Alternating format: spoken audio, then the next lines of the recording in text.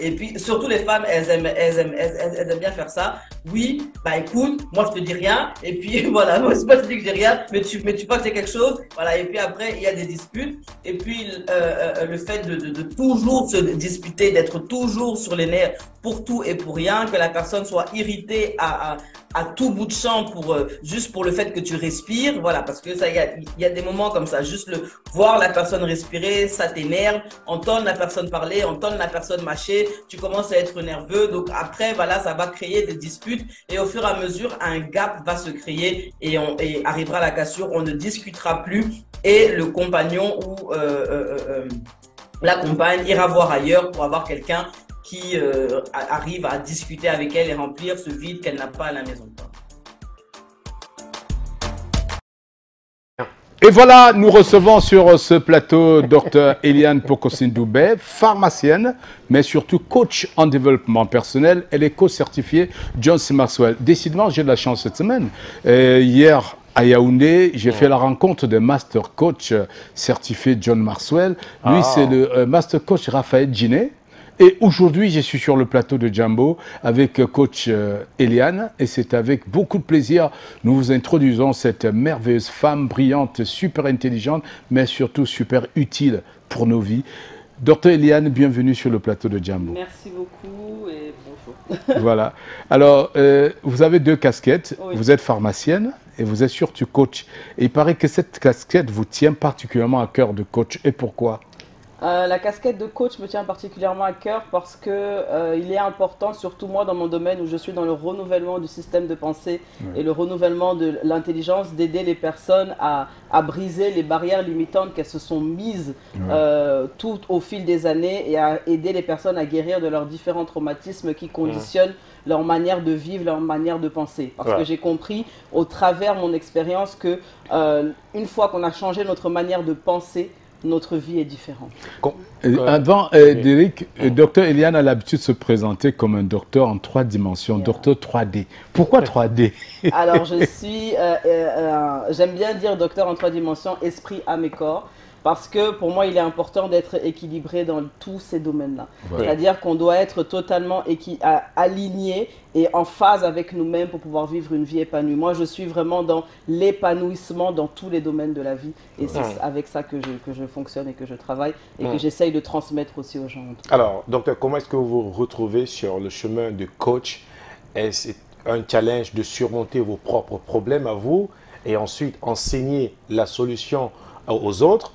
Ou bien c'est le conseil d'une amie qui a dit finalement ça paye bien ce secteur d'activité? Non, ça a été parce que ça a toujours été un battement de cœur. J'ai toujours été la personne sur qui on s'épaule, on vient vers parce qu'on a besoin de solutions. J'ai toujours été l'oreille attentive, qui a toujours été impartiale et rationnelle. Parce que, comme je dis, les émotions, ça tue en fait comment on appelle ça, l'objectivité et la rationalité. Et donc, j'ai toujours été cette personne qui a toujours dit la vérité. Et donc, les personnes venaient toujours vers moi pour demander des solutions et des réponses. Et je me suis dit, à un moment donné, si je dois faire ça en professionnel, je dois légitimer ce que je fais et je dois aller me former. Et ensuite, lorsque j'ai fait ce processus, dans ce même temps, il a fallu que moi-même je puisse guérir, il a fallu que moi-même je fasse ce processus-là parce qu'on ne peut donner que ce que l'on a. Je ne peux pas aider quelqu'un si moi-même je suis brisé à l'intérieur parce que ça prend énormément de temps et émotionnellement il faut être stable pour pouvoir aider les autres parce que sinon on retransmet ce qu'on est à l'intérieur aux personnes en face de nous. Donc j'ai fait ce travail-là en amont pour pouvoir aider les autres. Alors, docteur Eliane, quel est l'important d'être un coach certifié? Pourquoi avoir choisi d'aller aux États-Unis, de vous inscrire dans cette grande académie internationale qui est celle de John C. Maxwell, qui est docteur John C. Maxwell, qui est pasteur aussi en passant, et qui forme des millions de gens dans le monde? Ouais, j'ai décidé en fait, c'est important d'être coach parce que la formation est importante parce qu'on parle quand même de la vie des gens, on parle quand même de l'émotionnel des gens, on parle quand même des histoires des gens et on ne peut pas faire n'importe comment. Et lorsque je me suis formée dans le coaching, j'ai appris ce que c'était réellement que le coaching et j'ai compris que ce n'est pas le conseil, ce n'est pas dire aux gens comment faire, ce n'est pas dire aux gens ce qu'ils doivent faire, mais c'est vraiment aider les personnes à réfléchir par elles-mêmes et les rendre indépendantes Vraiment, c'est ça, moi, ce que je fais, c'est rendre les personnes indépendantes dans leur système de pensée de manière à ce qu'elles n'aient plus besoin de moi au final. Est-ce que vous pensez que sur les réseaux sociaux, les autres coachs, finalement, qui n'ont pas reçu de formation, ont quand même du talent? Oui, chacun prêche pour sa paroisse, hein. Donc ils ont ce talent-là, ils aident les personnes à leur niveau. Maintenant, en fonction de là où tu veux aller, ce que tu veux faire, tu décides la voie que tu veux prendre. Ouais. Okay, yes, coach. Since you embarked on this journey as a coach, I'm sure you've received a lot of people coming to you for consultation and all that. What is the main problem you think human beings or this society right now is, battling with? The society right now is hurt. It's very, very hurt. People are very traumatized. And parents give their trauma to their children. And then they copy generation to generation. There is lack of... People don't know how to forgive other people. They stay with anger all the time. And they suffer from lack of identity a lot. So people need to get to know themselves, to know what they are born to do, and then they can be happy. Alors, docteur Eliane, quand vous observez la société, vous constatez qu'il y a beaucoup de problèmes. D'ailleurs, quelqu'un me disait, si on veut vraiment soigner notre société, il faut soigner les âmes. Oui. Il faut soigner les hommes. Il faut changer d'abord chaque citoyen avant de chercher à changer la société. Qu'est-ce que vous pouvez apporter à chaque citoyen camerounais pour améliorer notre société? Ce que je peux apporter, je pense, c'est la déconstruction, c'est comme ça que j'appelle ça, de tout ce qui a toujours été appris et qu'on trouve normal. Parce qu'il y a beaucoup de choses qu'on trouve normales aujourd'hui qui, pour moi, sont absolument des absurdités. Mais... Exemple? Un exemple simple, quand on te dit un homme qui te trompe sans te montrer, il te respecte. Yes. I like this woman. Un exemple simple, c'est-à-dire qu'on a mis ça dans la tête des femmes, qu'elles vont en mariage et qu'elles doivent être préparées à être trompées. Voilà. Et l'autre exemple aussi, c'est que quand on vient d'une famille pauvre, on doit rester pauvre parce qu'il y a personne pour... Voilà, on n'a personne derrière soi. Ça aussi, c'est des trucs à déconstruire. Voilà, c'est plein de systèmes de pensée comme ça à déconstruire et qui pourront aider aussi les femmes aussi à s'émanciper et puis prendre aussi le contrôle sur plusieurs choses. Non pas devenir rebelle, ça je le précise, mais vraiment à prendre conscience de qui elles sont, avoir confiance en elles et puis go for it. Voilà. Alors, docteur Eliane, vous avez un programme chargé en ces moments-ci. Vous vous apprêtez à vous rendre au Gabon. Qu'est-ce qui vous amène au Gabon? Alors, j'ai été appelée pour une conférence de femmes qui va se passer au Gabon la semaine prochaine. Donc, je vais intervenir dans cette conférence. C'est une conférence chrétienne, comme je suis moi-même chrétienne. Et puis, par la suite, j'essaierai de faire quelque chose pour le 8 mars. Voilà. Pour le 8 mars, au Cameroun? Au Cameroun, oui. Voilà. Ce sera où exactement? Je ne sais pas encore. Voilà, ça se prépare encore. Donc, vous avez anticipé sur ma question, mais vous allez au Gabon, docteur Eliane, donner des conseils, tenir cette conférence pour soutenir les femmes et le Cameroun. Vous avez annoncé quelque chose d'ici le 8 mars?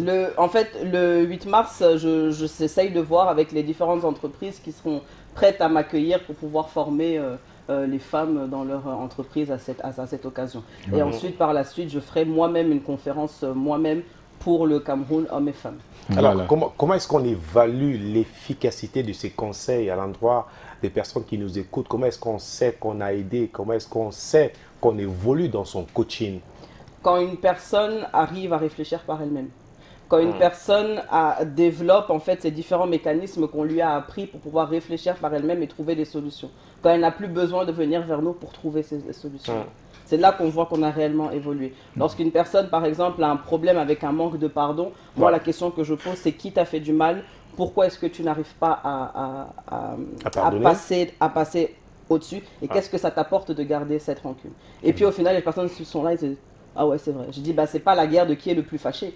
Il faut passer au-dessus. Mais les personnes ont du mal encore à comprendre ça. Donc, c'est des processus par lesquels on passe pour aider les personnes à guérir leurs différents traumatismes. Et lorsqu'ils sont en paix et qu'ils sont légers, à ce moment-là, je sais que j'ai réussi. Malgré votre casquette de coach, vous m'excusez, malgré votre casquette de coach, quelle est l'épisode de votre vie que vous n'avez pas pu oublier, que la formation n'a pas pu effacer en vous?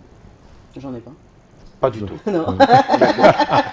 Alors, docteur Eliane, finalement, comment est-ce que vous managez vos deux casquettes, pharmacienne et coach? Ça demande beaucoup de discipline. Il y a aussi mère de famille aussi. Oui. La troisième. Voilà, c'est ça. Ça demande énormément de discipline. Donc, je fais beaucoup de sport. Je fais de la boxe. Je fais de la musculation pour libérer un peu ma tête et pour ma santé mentale aussi. Donc, je dois garder vraiment cet équilibre psychologique pour moi, parce que c'est très important. Ma santé mentale est extrêmement importante pour moi. Et donc, je fais le nécessaire pour ne pas laisser la toxicité et les événements autour me déconcentrer. Donc, je choisis ce que j'écoute, je choisis où je vais, je choisis ce que je fais. Et je suis très sélectif parce qu'il faut que je sois complètement focus et équilibré pour pouvoir aider les autres. Okay. Which advice would you actually give to, to the young ones who are still growing up in order to avoid, them to carry all the trauma and, how can I say, this trauma and stress their parents or the society is going through? How should they live their lives? They should live their life being focused, because young people are not focused anymore. They just want to have fun, they want to smoke cigarettes, they want to do a lot of stuff. Yeah. And Want to go to Dubai. They want to go to Dubai, they want to be influencer, they want to do stuff like that. So they have to be focused and realize there is a life after that, and what they live now is not the end of their life. So everything can change when you put your mind into it. Thank you very much. Merci beaucoup, Dr. Eliane. On a appris en quelques minutes beaucoup de choses. La santé mentale est très importante. Ça passe par le choix de ce qu'on veut écouter, le choix des gens avec qui on veut passer du temps, le choix des jours, même des parutions qu'on veut lire, des télés qu'on veut regarder, des radios aussi qu'on veut écouter. Merci beaucoup, Dr. Eliane. Et il y a un numéro au bas de l'écran dont les gens peuvent vous contacter naturellement. Je pense que le téléphone est en train de Voilà. Je pense que c'est ça. Ah oui, c'est ça qui a fonctionné. Merci bien. On vous souhaite un bon voyage au Gabon et un retour au Cameroun. Nous serons toujours ouverts. Notre plateau vous est offert quand vous voulez pour annoncer cette grande conférence pour les femmes du Cameroun en mars. Merci beaucoup. À très très bientôt, Dr. Eliane. On va repartir en musique avec Vlad. C'est un talent à l'état pur, je l'ai annoncé en début d'émission. Il nous vient du pays de Fort-Gnassingbé, du côté de Lomé, au Togo. Il a établi ses quartiers. Vous avez regardé ses vidéos sur les chaînes internationales, vous avez aimé parce qu'il a du talent et surtout parce qu'il sait bien le faire. Vlad est sur le plateau de Jambo pour vous proposer ton talent. Voici Vlad.